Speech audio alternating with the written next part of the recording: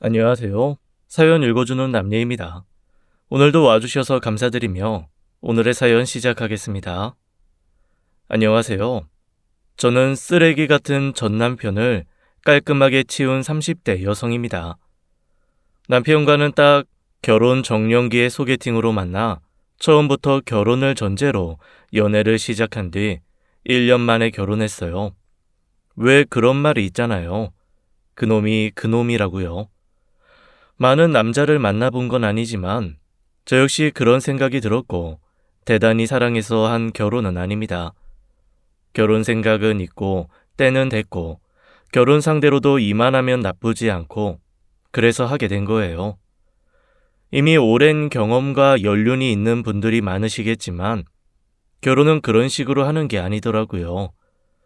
평생을 살게 될 사람인데 좀 더 욕심을 냈어야 한다는 뒤늦은 후회도 있죠.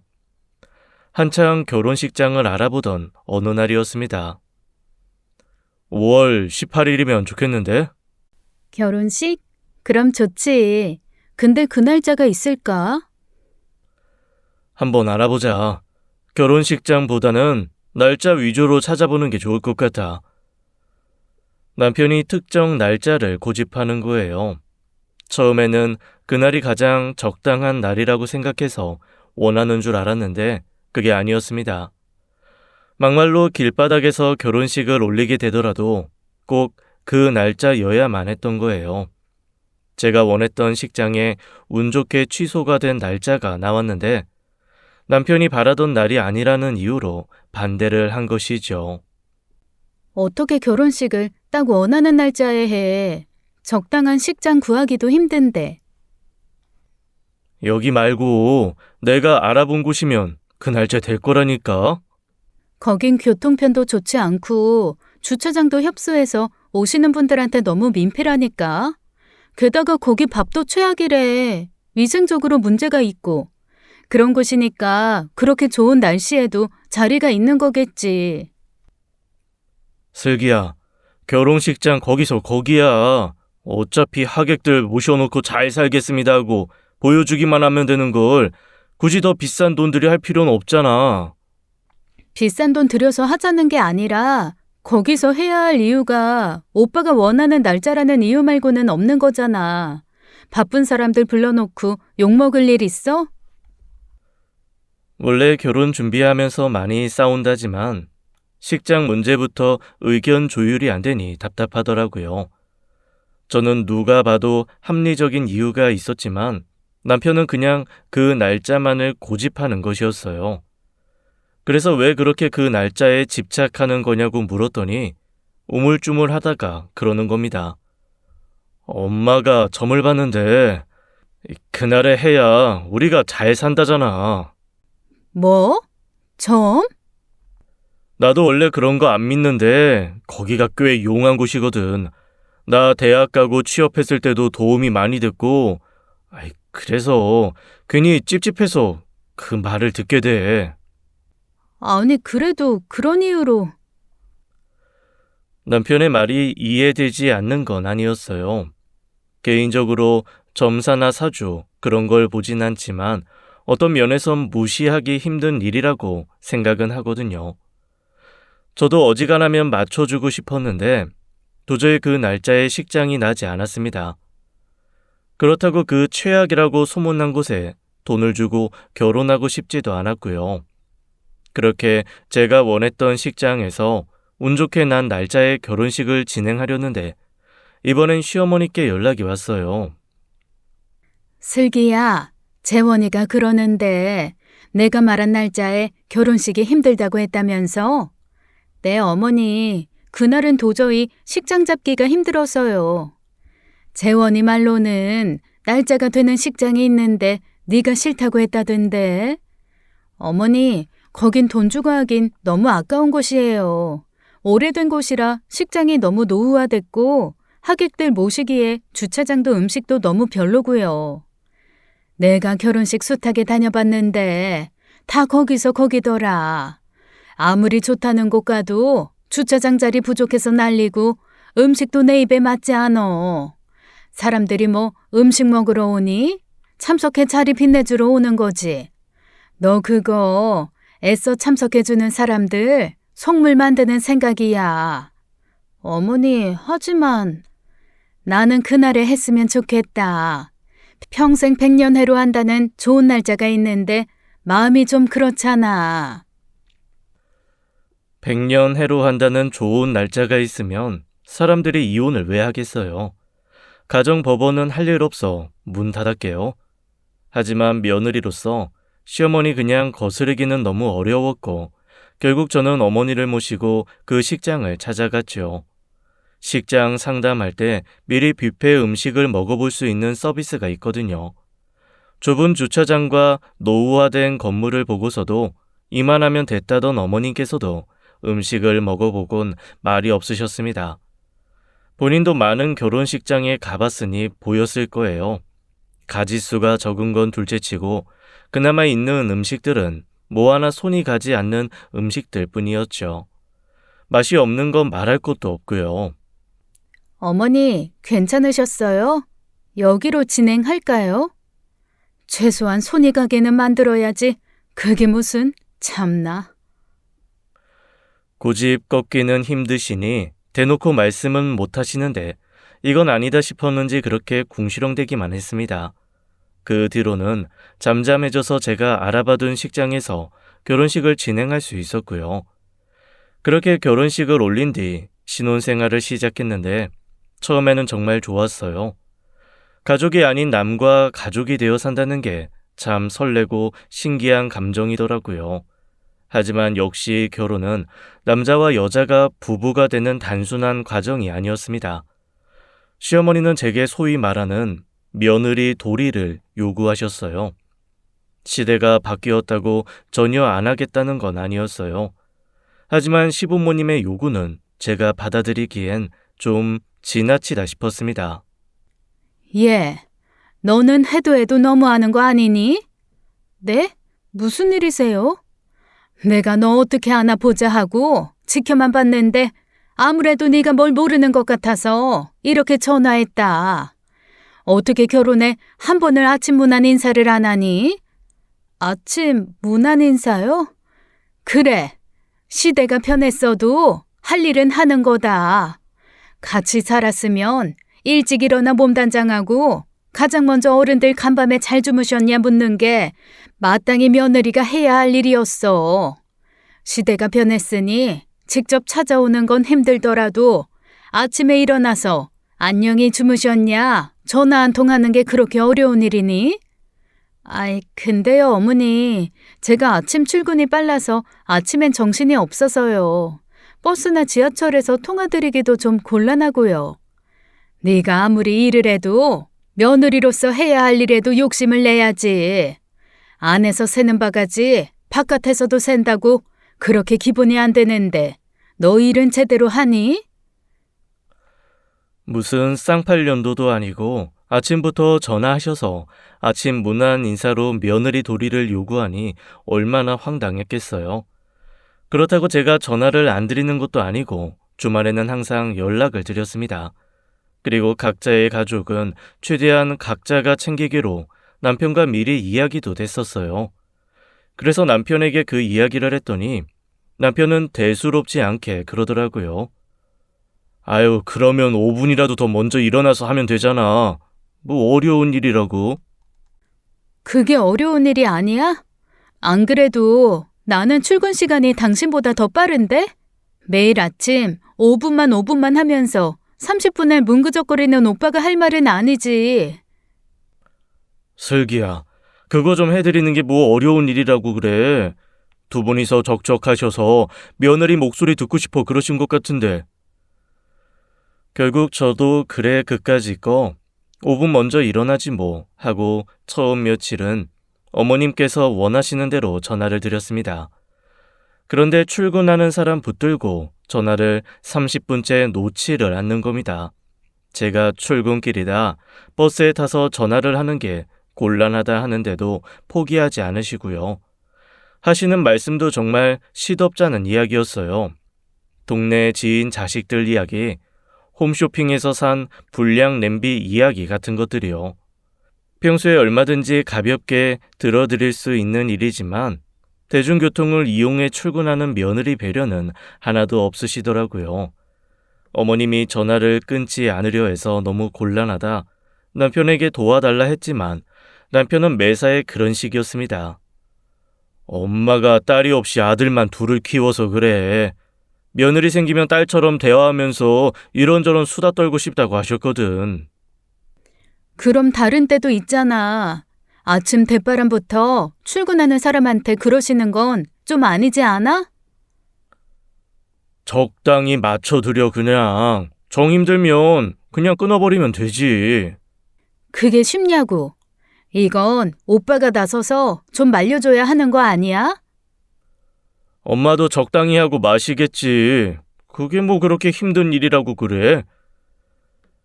남편이 제 고충을 전혀 이해하지 못하니 저도 방법은 하나였어요. 친정 아버지께 연락드려 매일 아침 남편 출근 시간쯤 연락해달라고 했습니다. 아버지께서는 전화 통화를 좋아하셔서 친구분들이랑도 통화를 오래 하시거든요. 저도 엄마보다 아버지랑 더 전화를 많이 하고요. 처음에는 불편하다 싫다셨지만 사위라고 못할 거 뭐가 있나요? 그냥 좋아하시는 낚시 이야기, 등산 이야기 하시면서 30분만 끌어달라고 했죠. 그렇게 딱 3일째 되니까 효과가 나오더라고요. 아침부터 친정 아버지 연락이 오자 남편이 흘끗 보더니 한숨을 푹푹 내쉬는 거예요. 그리고 그날 회사에서 남편의 문자를 받았습니다. 네가 하는 말 무슨 말인지 이해했으니까 장인어른 전화 그만하시라고 해줘. 역시 사람은 역지사지가 되어봐야 해요. 그러게 말로 할 때 알아들으면 저도 좋고 남편도 좋았을 거 아니에요. 괜히 친정 아버지도 고생하시고요. 앞으로 어머님께서 아침 전화하실 때마다 친정 아버지 전화 한 통씩 적립하는 거라고 했더니 해결됐습니다. 남편이 말씀드렸는데도 어머님께서 이른 아침 전화하시자 대신 전화를 받아 온갖 짜증을 다 내더라고요. 아, 엄마! 아침에 전화하지 말라니까! 출근하는 사람 생각은 안 해요? 안 그래도 출근 준비하느라 정신이 없는데 시덥잖은 엄마 이야기 듣고 있어야겠냐고요. 그게 사람을 얼마나 짜증나게 하는지 알아요?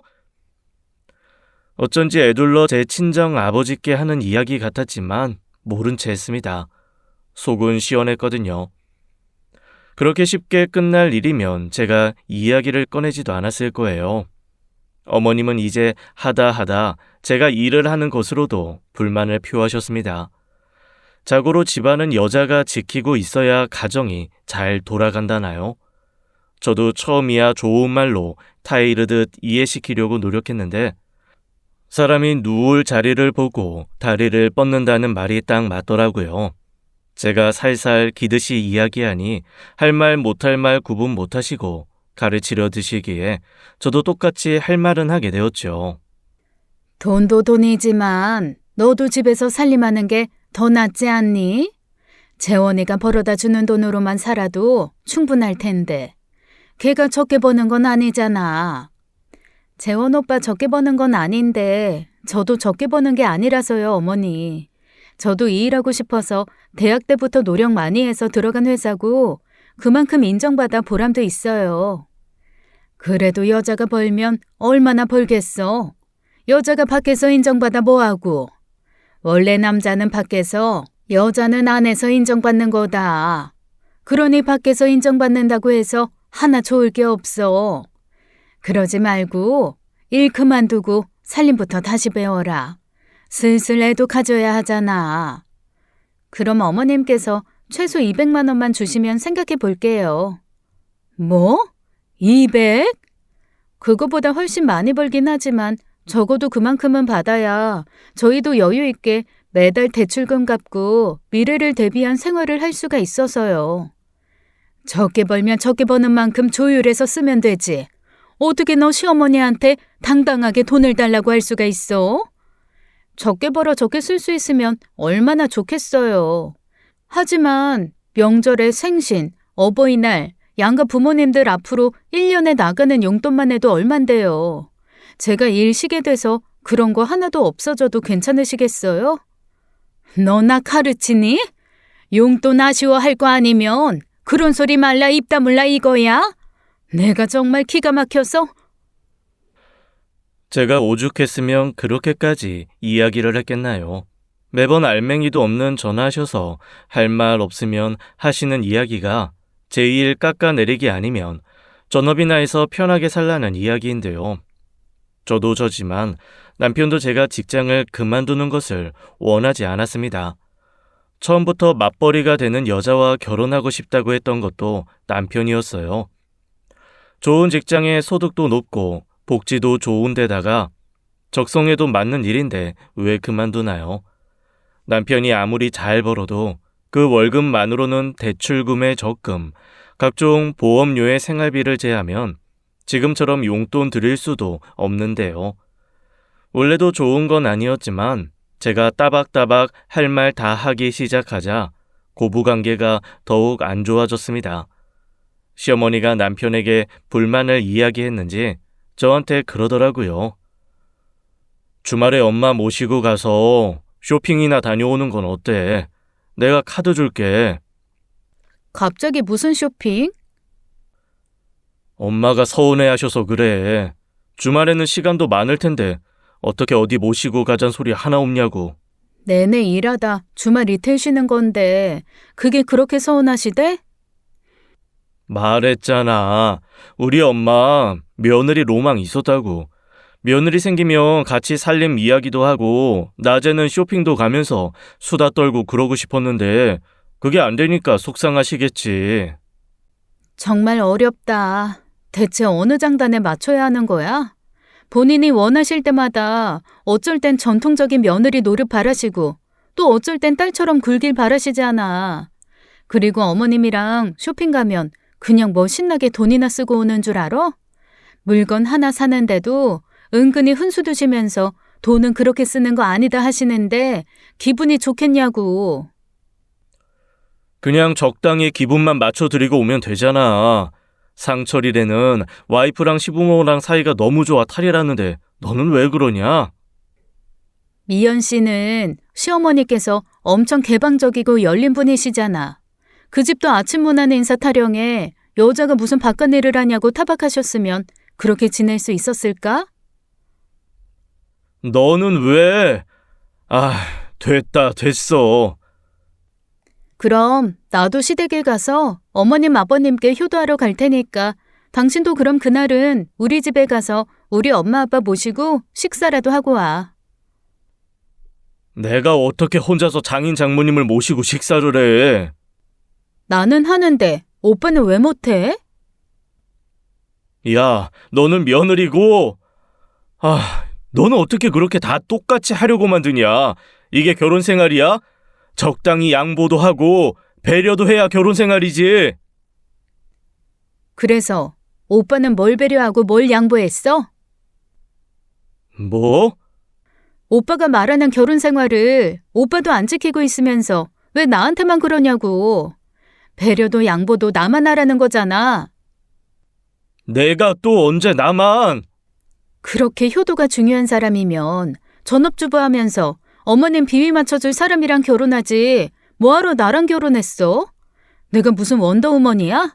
아내 노릇해, 밖에서 일해 돈도 벌어와, 집에서 요리해, 말 안 해도 시부모님 입만 맞춰서 효도해줘. 지금 그러길 바라는 거잖아. 똑같이 하려는 게 아니라 오빠는 역지사지가 돼보지 않으면 모르니까 그렇게 하는 거야. 상철 씨한테도 얘기해봐. 자기 와이프한테 그런 요구하는지. 제 말에 남편은 아무 말도 하지 못하고 씩씩거리더라고요. 전곡을 찔린 것이었겠죠. 저한테는 저 많은 의무를 지게 하면서 정작 본인이 하는 건 없었으니까요.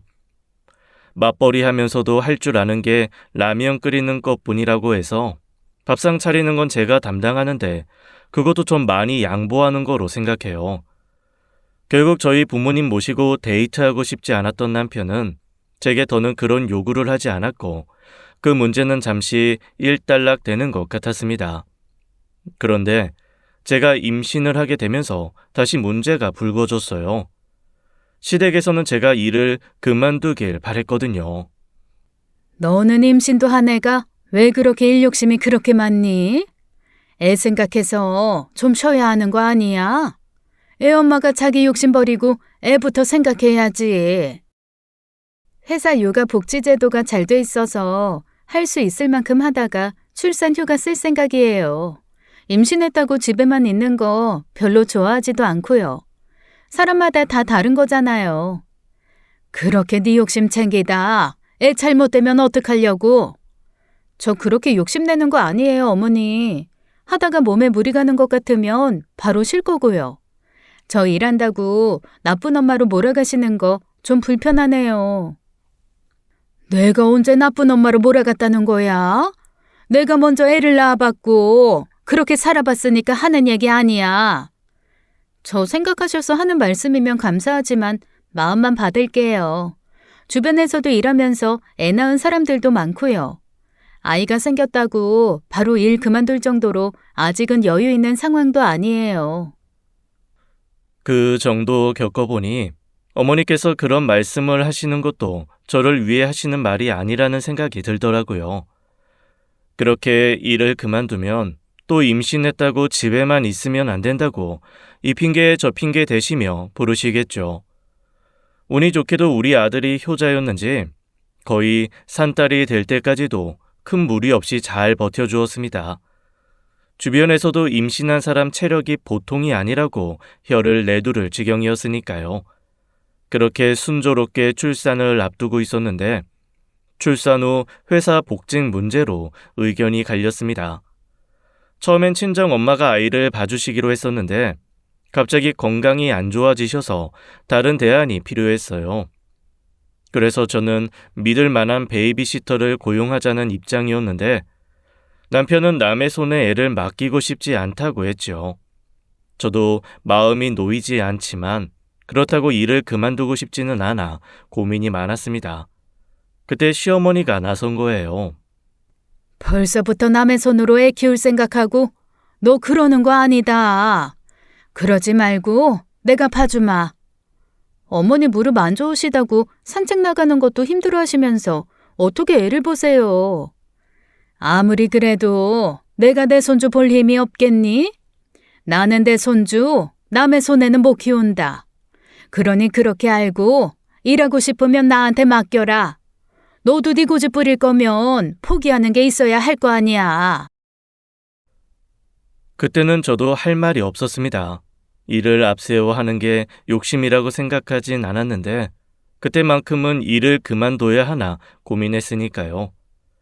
베이비시터도 저한테 100% 완벽한 대안이 아니었지만 그렇다고 시어머니도 완벽한 대안이 되진 않았어요.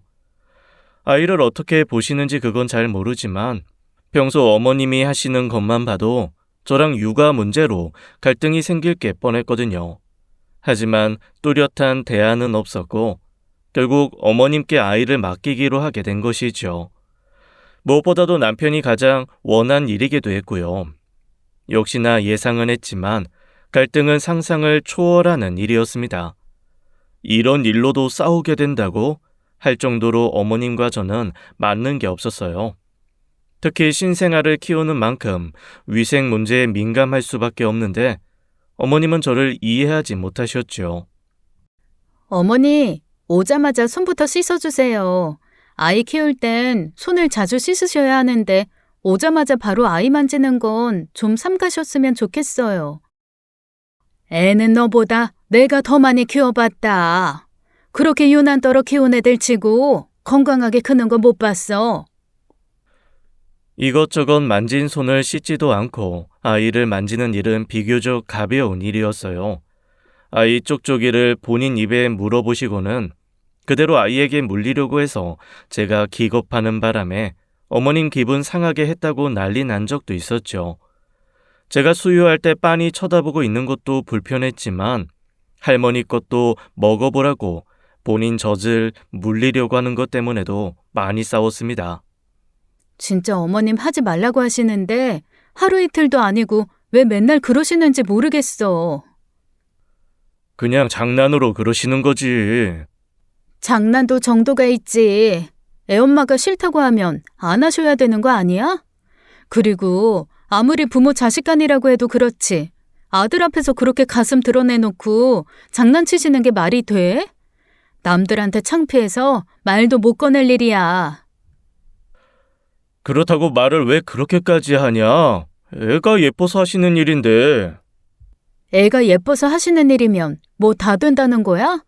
내가 있을 때도 저러시는데 없을 땐 어떻게 하는지 빤히 보이잖아. 우리는 애한테 충치균 안 주려고 아무리 예뻐도 입에 뽀뽀한 적도 없는데 애 쪽쪽이를 왜 자기가 물다가 애를 줘? 아, 진짜. 그때 제가 정말 머리끝까지 화가 나서 난리를 쳤어요. 평소에는 그렇게 이성을 잃고 화를 내는 편이 아니라서 그런지 남편도 놀라 자기가 잘 이야기하겠다고 달래더라고요. 그 뒤로부터는 제 앞에서 그런 행동을 하지 않으셨는데 전적이 있으니 믿을 수가 있어야죠. 그뿐만 아니라 그놈의 장난이랍시고 다 같이 모인 가족 식사 자리에서 애 입에 초콜릿을 넣으시는 거나 젓가락으로 술을 찍어 먹이시며 찡그리는 행동을 보고 귀여워하시는 등 도대체 이해가 안 되는 것들 투성이었죠. 그때마다 시어머니는 유난이라며 저를 예민한 엄마로 만들었고요. 그러다 결정적으로 어머님을 내보낼 수 있는 확실한 계기가 생긴 거예요. 어머니께서는 저희가 출근할 즈음 와서 아이를 돌봐주시고 저희가 퇴근하면 돌아가셨어요. 집안일은 하지 않아도 된다고 했는데 이것저것 청소를 핑계로 살림을 거느렸지요. 아이 봐주는 비용을 드리는데 집안일까지 하시니 적은 돈을 드리기 힘들어 처음에는 돈을 많이 들였습니다. 그런데 어느 순간부터는 돈은 돈대로 나갔는데 갔다 오면 집안일도 산더미처럼 쌓여 있는 거예요. 아이 키우는 일이 힘든 일이니 그걸로 불만이 있는 건 아니었습니다. 그래서 역시 힘드신가 보다 하고 그 다음 달부터는 아이 돌봐주시는 비용만 드렸어요. 그랬더니 다음 날 아침에 오셔서 그러시더라고요. 너 어제 돈 덜 넣었던데 잘못 넣은 거 알고 있니? 네? 잠시만요. 제대로 넣었는데요. 제대로 넣긴 뭘 제대로 넣어. 지난번보다 100만 원 덜 들어왔는데. 아, 그건 어머님께서 지난달에 집안일을 좀 해주셔서 그렇게 넣은 거예요. 근데 이번 달은 아이만 봐주셨잖아요. 그리고 솔직히 여기서 100만 원 더 드리는 건 저희한테 부담이기도 하고요. 어머, 세상에. 너 좀 그렇게 계산적이니? 애 봐주는 공은 없다더니 시어머니한테 애 맡겨놓고 그렇게 따박따박 집안일 얼마, 애 봐주는 비용 얼마 그 계산하고 있었던 거야? 어머니, 제가 시터 쓰겠다고 했는데 봐주시겠다고 하신 건 어머니세요. 그리고 지금 적게 드리는 거 아닌 건 아시잖아요. 예, 남들한테 물어봐라. 애 맡기고 돈 300이 많은지. 이것은 날강도 같은 신부 아니야? 그럼 오늘은 제가 휴가 내고 볼 테니까 돌아가세요. 시터 알아보겠습니다. 뭐야? 참 기가 막혀서? 또 왜 그래? 재원아, 얘 말하는 것 좀 봐라. 지난달보다 돈이 덜 들어와서 물었더니 집안일 안 해서 돈을 덜 줬다고. 무슨 시험이 나를 가정부 대하듯 그러잖아. 그거야 엄마가 지난달엔 집안일을 좀 거들어줘서 그런 거지. 내가 괜찮다고 했는데도 이 사람이 100만 원 더 넣은 거였어. 근데 이번 달엔 안 하셨길래 원래대로 넣은 거고. 뭐야? 너도 알고 있다는 거야? 솔직히 매달 300도 좀. 나는 200도 많다 싶었는데 슬기가 부모한테 맡긴다고 공으로 맡길 생각하지 말라고 300 드리는 건데. 어머님께서 적으시대. 그래서 내일부터 그냥 오지 말라고 하셨고. 갑자기? 그럼 어떡해? 어떡하긴 시터 알아봐야지. 아는 사람이 잘하는 괜찮은 시터 있다고 해서 안 그래도 생각 중이었어. 믿을 만한 사람이면 좀 괜찮겠지만, 그럼 이왕 알아본 김에 집안일 좀 거들어 줄 수 있는 사람 좀 찾아봐. 아무리 엄마가 봐준다지만 퇴근하고 와서 애 보고 주말에는 밀린 집안일에 너무 힘들어 진짜. 어머님은 남편이 자기 편을 들어줄 줄 알았을 거예요. 그런데 너무 아무렇지 않게 그만두시라고 하니 얼마나 당황했겠어요. 어머니 입장에서 애 봐주고 300만 원이면 절대 적지 않은 돈이었을 텐데 갑자기 그만두라고 진땀이 났겠죠. 남편까지 그렇게 나오자 어머님은 말을 얼버무리시며 없던 일처럼 구시려고 했지만 저는 딱 잘라 그 자리에서 남편에게 가는 길에 어머님 모셔다 드리라고 하고 보냈습니다. 그리고 급하게 휴가를 썼고요. 그런데 직장 동료에게 물어봤던 베이비시터는 이미 다른 집에서 일을 하고 있어 일정이 맞지 않았어요. 다른 시터를 구해야 했는데 내 집에 드리고 내 아이를 맡길 사람인데 그렇게 간단히 구해지겠나요? 결국 육아 휴직을 해야겠다 결심이 섰는데 하필 그때 제가 그렇게 바라던 대형 프로젝트 제안이 들어온 겁니다. 일 욕심이 있던 저한테는 너무 좋은 기회여서 갈등이 컸어요. 아이를 잘 키우는 것을 1순위로 생각해야 할 때 일 욕심을 내세우는 게 맞나 싶어 죄책감마저 들더라고요. 그 문자로 스트레스성 위험까지 얻어 괴로워하고 있는데 남편이 베트남 가정부를 써보자고 하는 거예요. 내가 애 육아 문제 때문에 골치 아프다고 했더니 옆팀 정대리가 그럼 베트남 가정부 써보라고 하더라고. 자기도 써봤는데 자기도 그렇고 자기 와이프도 만족도가 너무 좋았다고. 외국인이라 한국인만큼 많은 돈이 들지도 않고. 베트남? 그래도 그건 좀 그래. 한국 사람한테 맡기는 것도 안심이 안 되는데 무슨 외국인? 그거 그렇게 쉽게 생각하면 안 돼. 문화 차이도 있어서 전혀 생각지도 못한 문제가 생길 수도 있고.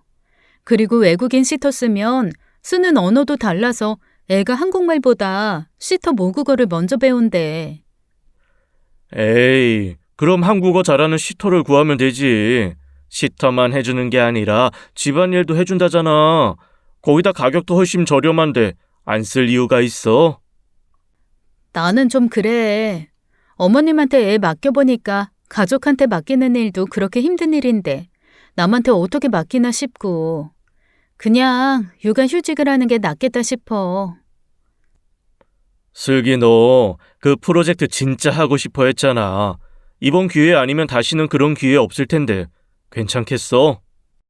당연히 하고 싶지. 하고 싶은데 원래 이것저것 해보면서 키우는 거지. 일단 해보고 정 아니다 싶으면 다시 생각해보자. 저는 오랜 고민 끝에 남편 말대로 일단 써보기로 했습니다. 프로젝트에 대한 욕심이 있어 그 대안이 나쁘지 않다고 생각하게 된 것 같아요. 일하는 엄마들은 이게 너무 큰 고충입니다. 아빠는 아빠로 살면서도 본인 커리어를 지킬 수 있지만 엄마는 그게 너무 힘들어요. 이번 일만 해도 육아 휴직을 고려하게 되는 저와 달리 남편은 자기가 일을 쉬고 볼 생각은 애초에 없으니까요. 남편이 회사 지인으로부터 알게 됐다는 베트남 여자는 생각보다 너무 어린 사람이었습니다. 저는 한국에 오래 산 40대 이상의 여자분을 생각하고 있었어요. 그런데 시터를 하겠다고 온 여자는 고작해야 20대 초반의 대학생인 거예요. 솔직히 좀 당황스러운데 한국어는 잘해요? 잘해요. 한국 대학교 어학당 다니고 있어요. 고등학교 때부터 한국어 공부했고 지금도 2년째 한국에서 살고 있어요. 잘하시네요. 다행이긴 한데. 솔직히 저는 40대쯤 되는 경력 있는 분이 오실 줄 알았거든요. 근데 아이도 안 낳아보신 것 같은데. 아이를 낳아본 적은 없지만 어렸을 때부터 동생들 돌본 경험이 있어서 어렵지 않아요. 한국 아이 시터 해본 적은 있고요? 네, 해본 적 있어요. 1년 했어요. 똑 부러지게 이야기하는 데다가 성실해 보이긴 했어요. 하지만 저보다 한참 어린 아이한테 애를 맡기려니 영 안심이 되지 않더라고요. 그래서 며칠은 저도 함께 지내면서 아이를 맡겨보았죠. 그런데 생각보다 애를 능숙하게 다루더라고요. 아이를 낳는 자세만 봐도 알잖아요. 게다가 아이가 울 때마다 무엇 때문에 우는지 빠르게 캐치하는 걸 보고 솔직히 깜짝 놀랐습니다. 저 나이 때 아가씨가 할 수 있는 일은 아니었으니까요. 저만 하면 애를 맡길 수 있겠다 싶을 정도로 베테랑처럼 보였죠. 린 씨, 정말 애 잘 보네요. 반신반의했는데 솔직히 기대 이상이에요. 감사합니다. 제가 아이를 좋아하기도 해요. 이런 일 하면 잘할 것 같은데 혹시 꿈이 뭐예요? 그냥 저도 결혼해서 아이 낳고 잘 사는 거예요. 한국에서 한국 남자랑 결혼하고 싶어서 한국어 배우고요. 린 씨는 잘할 것 같아요. 그리고 이거 아까 친구 만나러 갔다가 맛있길래 사왔어요. 이따 집에 갈 때 가지고 가요.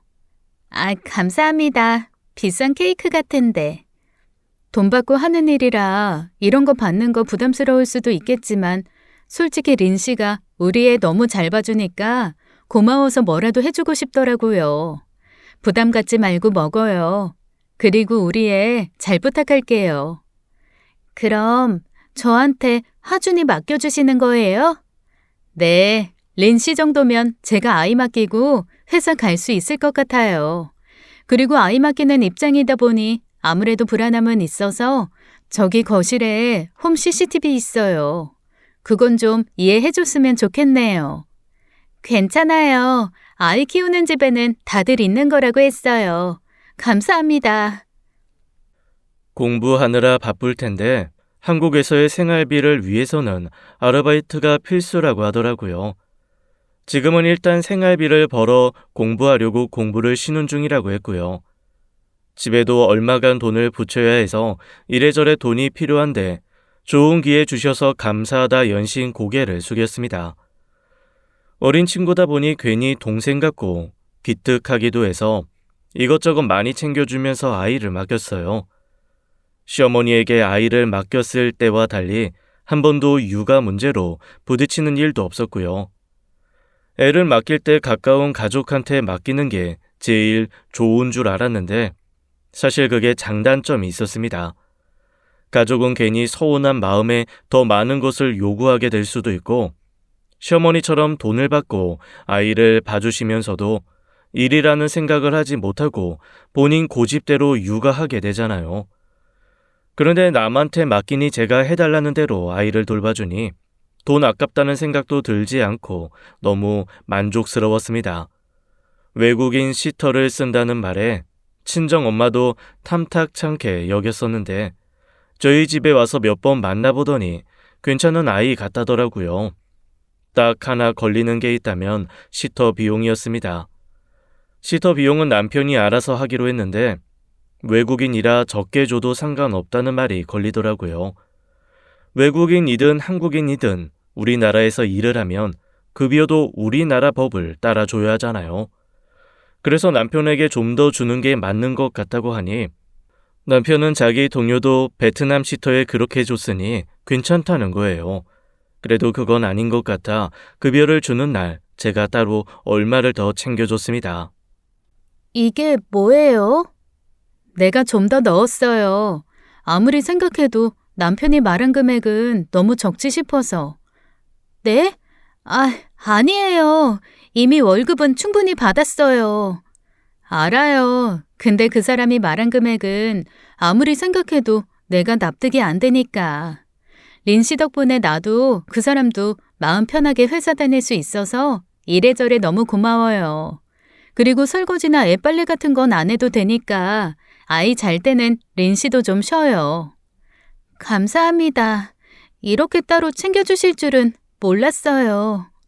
얼마 안 돼요. 타향살이가 많이 힘들죠? 네? 그냥 좀. 어린 나이에 외국에 와서 고생이 많아. 아무리 공부하러 왔어도 먹는 것도 달라서 힘들 거고. 하다못해 공기 냄새도 다를 텐데 얼마나 가족이 그립겠어요. 그렇기는 해요. 제가 준 봉투를 만지작거리던 시터는 금세 눈시울이 붉어졌습니다. 그 모습을 보니 또 너무 안타깝더라고요. 괜히 더 이야기했다간 저도 눈물이 나올 것 같아 서둘러 보냈죠. 덕분에 회사 일도 수월했어요. 처음에는 불안해 홈 CCTV를 붙들며 살았는데 그때마다 시터는 아이를 진심으로 돌봐주고 있었고요. 다행히 프로젝트에 집중할 수 있었죠. 그러던 어느 날이었어요. 점심을 먹고 습관처럼 CCTV를 보는데 남편이 집에 와 있더라고요. 이내 CCTV에서 살짝 벗어나 다리만 걸친 채로 마주보고 있는데 말소리가 너무 멀어 잘 들리지는 않았습니다. 그러다 이내 화면에서 사라지는 거예요. 회사에 있어야 할 사람이 왜 집에 있으며 시터는 애를 두고 갑자기 어디로 사라졌나 싶어 신경 쓰였죠.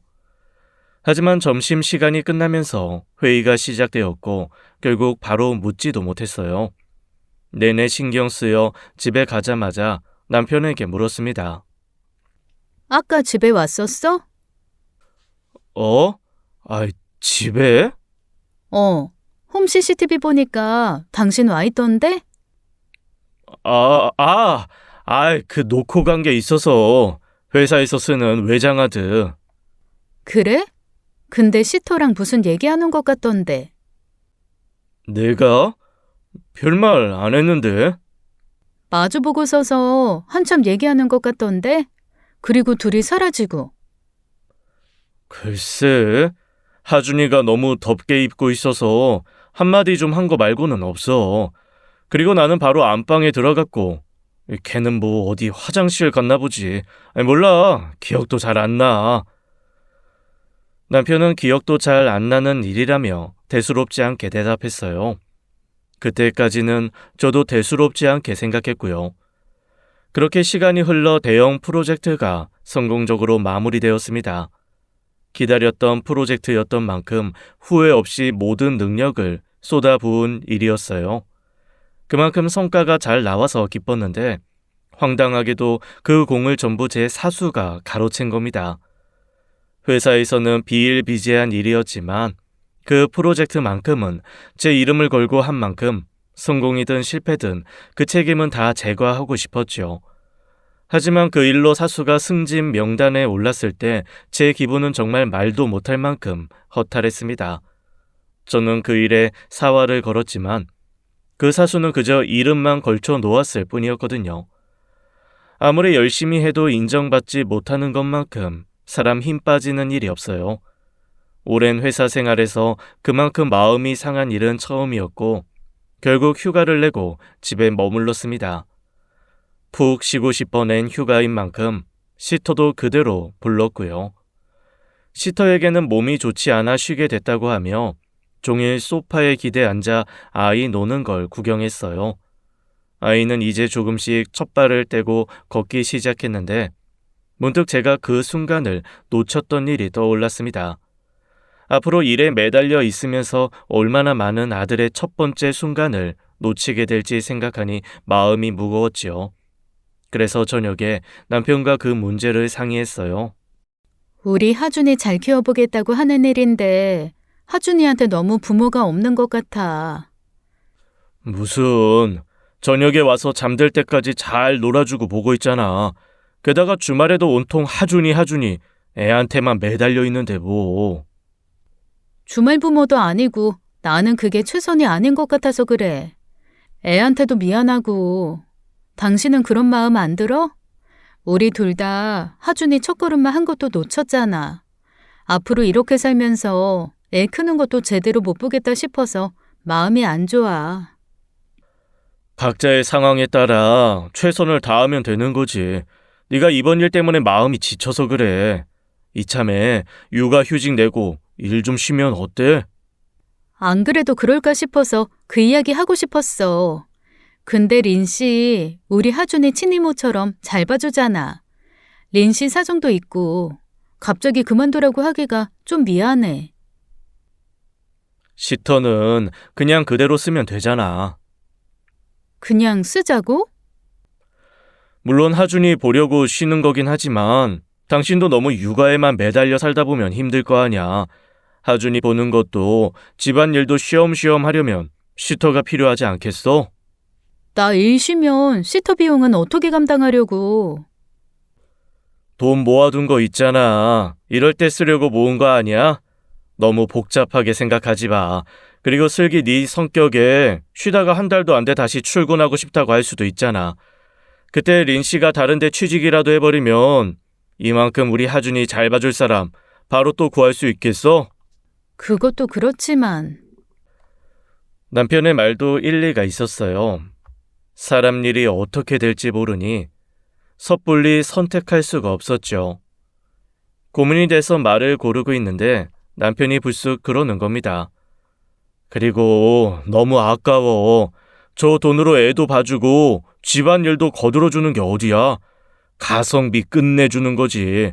걔 아니면 어디 가서 그만한 가성비 시터 구하겠냐고. 그래도 가성비가 뭐야? 자기 애 봐주는 사람한테. 그러니까 돈은 좀 제대로 챙겨주라니까. 다들 그만큼만 주고 걔네들도 그만큼만 줘도 감사하다고 넙죽넙죽 고개 숙이잖아. 근데 뭐하러 돈을 더 써? 지금도 충분한데.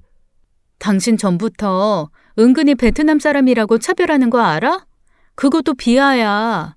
외국인이라고 일 못하는 것도 아니고 누구보다도 우리 하준이 시터로서의 역할 잘하고 있는 사람인데. 뭘 또 그렇게 예민하게 받아들여. 그냥 돈 적게 들어 좋다는 거지. 아무튼 그런 얘긴 안 했으면 좋겠어. 그렇게 별 생각 없이 하는 말도 이젠 하준이가 다 듣고 배울 거 아니야. 그리고 린씨 그만두게 되면 퇴직금으로 얼마 더 챙겨줘. 그래야 내 마음이 편할 것 같아. 1년도 일을 안 한 시터한테 퇴직금까지 주면 우리 뭐 손가락 빨고 살아? 오빠, 제발. 알았어. 그날의 대화는 그렇게 끝났지만 저는 아무리 생각해도 제가 육아휴직을 하면서 시터를 쓰는 건 아닌 것 같았습니다. 아이와 온전히 둘만의 시간을 보내고 싶은 욕심도 있었고요. 그래서 시터를 불러 사정을 설명한 뒤 그달까지만 일을 해달라고 했어요. 그러자 시터는 당황한 듯 잠시 아무 말도 못하다 어렵게 입을 열더라고요. 무슨 말씀이신지 잘 알았어요. 하지만 일하게 해주시면 안 될까요? 네? 그게 말씀드렸다시피 집안 사정이 너무 어려워요. 얼마 전에 아버지께서 오토바이 사고로 크게 다치셨어요. 아버지가 일을 못하면 저희 집 너무 어려워요. 제발 부탁드립니다, 사모님. 더 열심히 할게요. 하지만 집안 사정이 더 안 좋아졌다는 시터의 말에 저도 더는 이야기하기 어려웠습니다. 물론 제가 고용주이니 시터의 눈치를 볼 필요는 없었죠. 하지만 시터를 안쓰럽게 여기던 터라 끝까지 미안하다 내 사정만 밀어붙이기는 힘들었어요. 난처한 마음에 시간을 끌어봤자 시터에게도 도움이 될 것 같지 않아 머리가 복잡하더라고요. 그렇게 출근해서도 그 문제로 골머리를 앓다가 무심결에 홈 CCTV를 확인했는데 또 남편이 보이더라고요. 점심시간도 아니었고 출근한 지 1시간도 채 되지 않은 시간이었는데요. 그런데 둘이 크게 뭔가 싸우는 것 같았습니다. 소리를 들어보려고 했는데 무슨 이유에서인지 소리가 무음이더라고요. 시터를 향해 뭐라고 쏟아내던 남편은 갑자기 홈 CCTV 쪽을 바라보더니 카메라를 벽을 바라보게 치워버리더라고요. 잔뜩 화가 난 남편의 표정이 잊혀지지 않아 바로 남편에게 전화를 했습니다. 그러자 또 바로 받긴 하더라고요. 거실 CCTV 봤어. 무슨 일이야? 별일 아니야. 신경 쓰지 마. 어떻게 신경을 안 써? 출근한 당신이 집에 있는 데다가 린 씨한테 엄청 화를 내고 있던데. 일을 똑바로 안 해서 화가 나서 그랬어. 집에 왔더니 애가 울고 있는데 폰만 보고 있잖아. 린 씨가? 그럴 리가. 일할 때 급한 일 아니면 핸드폰 가방에서 꺼내지도 않던데. 내가 봤다니까. 일단 끊어. 나도 회사 가봐야 돼. 남편은 신경질적으로 전화를 끊어버렸고 저는 당황해 한참 전화를 보고 있었어요. 시터는 지금까지 한 번도 업무 태만으로 문제가 된 적이 없었습니다. 더군다나 아이가 울고 있는 상황에 폰만 보고 있다니요. 제가 아는 시터라면 절대 있을 수 없는 일이었지요. 너무 사람을 믿는 것도 위험하지만 남편의 말이 믿기지 않을 정도로 시터를 신뢰하고 있었지요. 행여 그런 문제가 있었다더라도 남편이 그렇게까지 화를 내는 게 솔직히 이해가 되지 않았어요. 아들에게 문제가 생긴 것도 아닌데 주의를 주는 것도 아니고 그렇게 화를 낼 일은 아니었으니까요. 그렇게 의아한 마음으로 퇴근하자 시터는 그 일에 대해 내색하지 않더라고요. 그리고 잠들기 전에 불쑥 그러는 거예요. 굳이 내보내야겠어? 무슨 말이야? 린 말이야. 집안 사정이 안 좋다잖아. 그렇게 가성비 좋은 시터를 내쳐야겠냐고. 가성비 하지 말랬잖아. 그리고 우리가 그만한 여유가 있으면 모를까. 내가 언제까지 쉬게 될 줄 알고 계속 시터를 써? 걔 데리고 올 때 적어도 1년은 하게 해주겠다고 약속하고 데리고 온 거란 말이야. 그런데 갑자기 몇 달도 안 돼서 그만두라고 하면 얼마나 난처하겠어.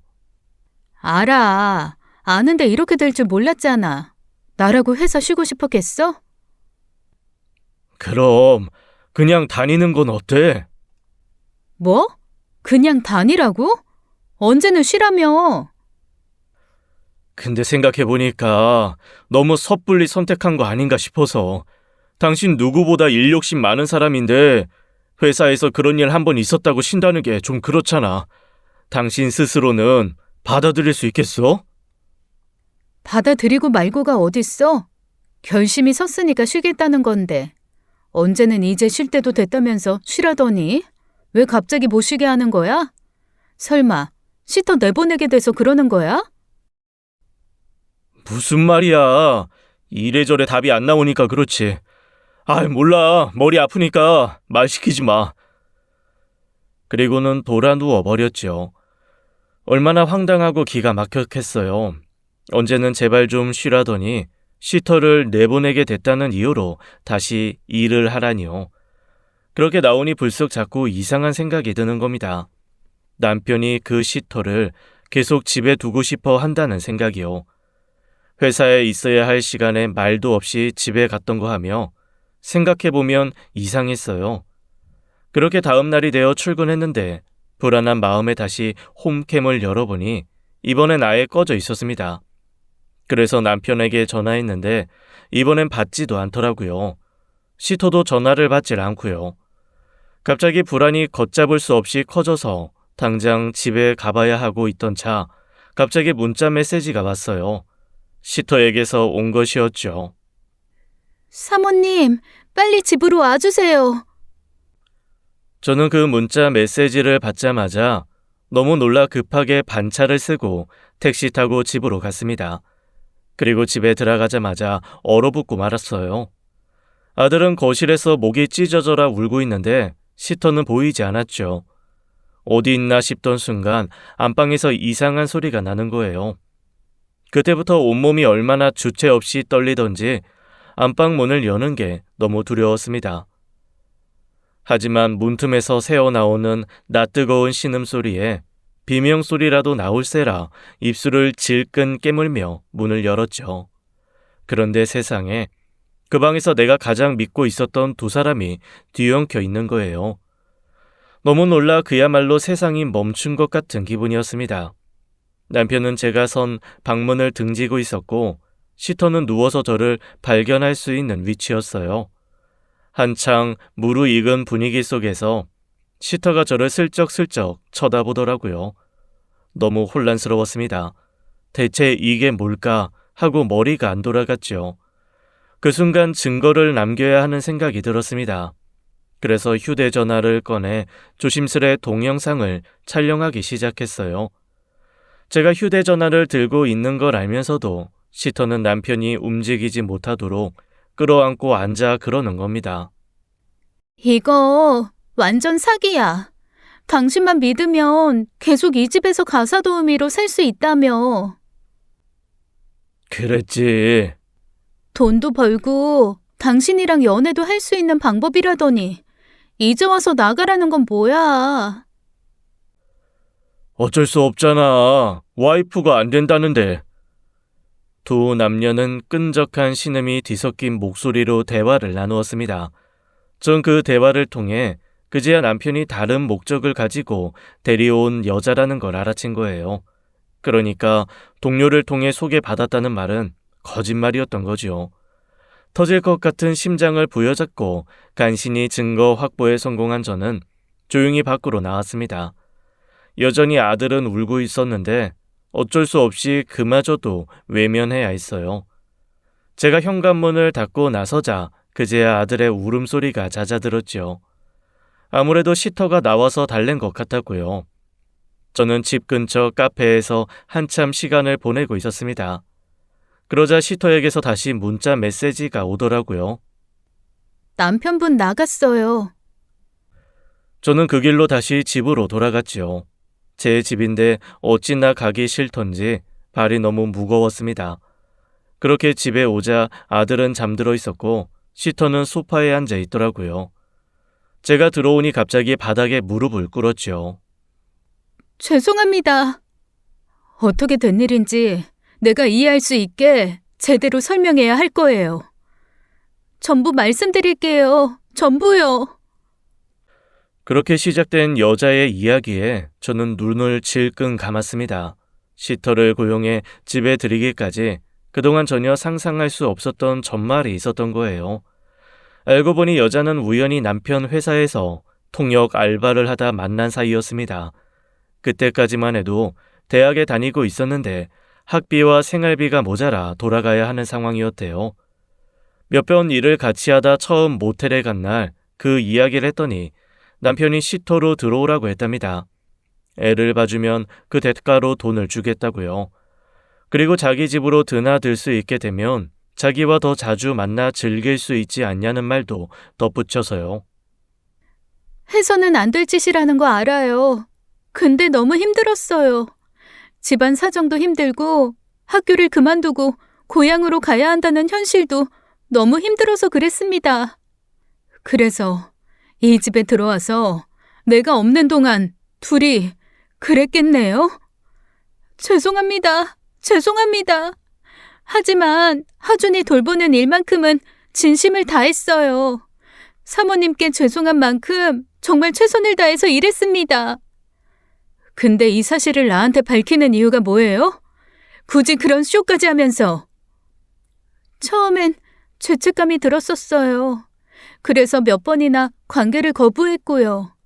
사모님께선 절 친동생처럼 여기면서 너무 잘해주시는데 사모님을 배신하는 행동을 한다는 게 너무 괴로웠어요. 근데 관계가 없으면 일도 없다고 절 협박해서 어쩔 수가 없었어요. 계속 거절하면 불법 취업 활동으로 신고하겠다고도 협박하고. 뭐라고요? 사모님 일 그만두시면 이제 이 집에 나가게 되는 거니 남편분과의 관계도 정리하려고 했습니다. 그런데 이 일과는 별개로 밖에서도 만나지 않으면 절 신고하겠다고 또 협박했어요. 그래서 더는 휘둘리고 싶지 않아서 말씀드린 거예요. 그렇게까지 할 필요 없었는데 그런 꼴을 봐서 내가 그 사람이랑 더 살기 힘들어진 건 맞으니 고마워해야 할지 말아야 할지 참. 피가 차갑게 식는 기분이었어요. 화가 나기보다는 온몸에 힘이 빠졌죠. 그냥 그 시터와 바람이 났었다는 사실만 알았더라면 어땠을까요? 그럼에도 이혼은 했어야겠지만 제 두 눈으로 목격하는 것만큼의 파급력은 없었을 겁니다. 그걸 보자마자 이혼하겠다는 생각밖에 들지 않았으니까요. 아무리 힘들어도 그런 짓은 해서는 안 됐는데 너무 죄송합니다. 죄송합니다, 사모님. 한국에 와서 사모님처럼 절 따뜻하게 대해주신 분은 없었어요. 사모님께서 저 챙겨주실 때마다 고향의 부모님도 생각나고 근데 벗어날 수가 없었어요. 어쨌거나 처음부터 내 남편이 유부남인 거 알면서도 만난 건 맞으니까 당신도 똑같다는 생각은 해요. 근데 원하면 도와줄 수 있어요. 협박에 의한 강압적인 관계로 고소할 수도 있고요. 아니요. 베트남으로 돌아가겠습니다. 돌아가게 해주세요. 한국에서 그런 일에 휘말리고 싶지 않아요. 무서워요. 죄송합니다. 한 번만 용서해주세요. 솔직하게 얘기하고 용서를 구하고 싶었습니다. 제발 이렇게 부탁드리겠습니다. 시터는 바닥에 엎드린 채 바들바들 떨면서 제게 부탁을 하더라고요. 일단 돌아가게 한 뒤 여러 날 고민하다 시터에게 연락했습니다. 조용히 돌아가라고요. 혹시 시터를 찾아가 행패를 부릴지도 몰라 일단 돌아간 뒤에 이혼 카드를 꺼낸 것이죠. 아무것도 모르고 있었던 남편은 처음 제가 이혼하자고 하자 장난인 줄 알더라고요. 나 오빠랑 그만 살래. 이건 또 무슨 뚱딴지 같은 소리야. 회사에서 스트레스 받는 일 있었어? 긴 말하기 싫으니까 그냥 조용히 합의해줘. 이건 이혼 합의서. 변호사 만나서 작성했어. 뭐? 무슨... 제가 건넨 이혼 합의서를 읽어 내려가던 남편의 낯빛은 금세 어두워졌습니다. 그곳에는 제가 시터와의 관계를 모두 알고 있다는 사실도 명시되어 있었거든요. 오해야. 걔가 뭐라고 짓거렸는지 모르겠는데 다 거짓말이라고. 변명을 시작하는 남편에게 제가 찍은 영상을 보여주었습니다. 이래서 확실한 증거가 필요한 거예요. 억울해 죽겠다는 듯 뻔뻔했던 낯짝이 희게 질리며 안절부절 못하더라고요. 슬기야, 이건... 긴 말하기 싫다고 했어. 지금 당장 짐 싸서 이 집에서 나가. 그렇지 않으면 내가 이 영상을 어떻게 할지 나도 모르겠으니까. 하준 엄마! 그 더러운 입으로 내 아들 이름 올리지 마! 저는 그 길로 옷방에 있던 남편 옷을 마구잡이로 꺼내 내던졌지요. 당장 눈앞에서 꺼져버렸으면 좋겠다는 생각에 악다구니를 지르면서요. 남편은 그제야 몇 가지 옷을 챙기는 신용을 하다 가버렸습니다. 시댁으로 갔는지 다음날 시어머니가 불이 나게 쫓아왔더라고요. 너 미쳤니? 너 미친 거야? 어딜 감히 부부싸움 했다고 남편을 내쫓아? 부부싸움 아니고 이혼이요, 어머니. 뭐? 이혼? 이혼은 무슨 이혼이야? 재원이가 무슨 잘못을 했다고 이혼이야? 어머님 아들 바람 피웠어요. 그것도 함께 사는 이 집에서 몇 번이나요. 거실에 애가 울던지 말던지 방치해놓고 그 짓거리를 한 사람인데 제가 왜 같이 살아야 돼요? 뭐야? 남자가 살다 보면 딴 생각 안 하는 남자가 어딨냐? 고작 그런 이유로? 저는 시어머니의 말이 너무 길어지기 전에 해결해야겠다 생각했습니다. 그래서 어머님께 그 영상을 보여드렸어요. 뭔가 싶어 보다가 어머님도 놀라 아무 말씀도 못 하시더라고요. 본인이 데려온 외국인 시터한테 제 뜻대로 하지 않으면 불법 취업 활동으로 신고해버리겠다, 추방시키겠다 갖은 협박까지 한 사람이에요. 얼마나 죄질이 더럽고 불량한지 법원 가서 따지고 싶지 않으면 조용히 이혼 합의서에 도장 찍으라고 전해주세요. 잠깐만 하주애미야. 잠깐. 아휴, 알았다. 내가 대신 용서를 비마. 재원이 그게 뭘 잘못 먹어도 단단히 잘못 먹은 모양이야. 그렇지 않으면 그런 짓을 할 리가 없지. 한 번만 받아오. 이혼은 안 된다. 우리 집안의 이혼은 절대 있어서는 안 돼. 그거야 어머님 사정이고요. 저는 1분 1초도 어머님 아들과 함께 살고 싶지가 않아서요. 어머님도 이제 그만 나가주세요. 경찰 부를 거예요.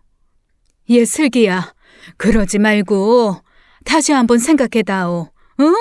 슬기야! 그렇게 며느리한테 굽히는 게 어려우셨던 어머님께서는 제게 손을 싹싹 빌며 사정사정을 했습니다. 시아버지 때문일 거예요.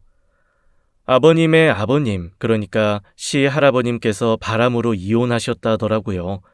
그래서 시할머님께서 혼자 힘들게 사형제를 키운 걸로 알고 있습니다. 그렇다 보니 아버님께 있어서 바람이란 죄악 중에 죄악이라 알게 되면 무슨 일이 일어날지 몰랐던 거예요.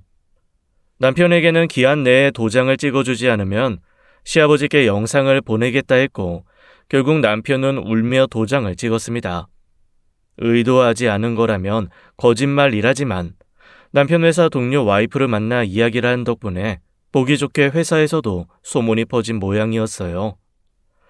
회사 이미지에 먹칠을 하면 안 된다는 사내 규정에 따라 현재 대기 발령 신세가 됐고요.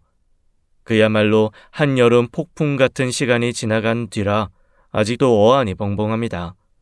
불과 몇 달 전까지만 해도 고민이라곤 육아와 일을 어떻게 병행해야 하나 그거 하나였는데 하루아침에 이혼남이 된 남편처럼 저도 느닷없이 이혼녀의 싱글맘이 됐으니까요. 아이는 운 좋게 자리가 난 어린이집에 맡길 수 있게 되어 일은 계속하고 있습니다. 덕분에 일복이 터져서 앞으로도 일 그만둘 일은 없을 것 같네요. 주변에서 왜 시터를 그냥 돌려보냈냐고 묻더라고요.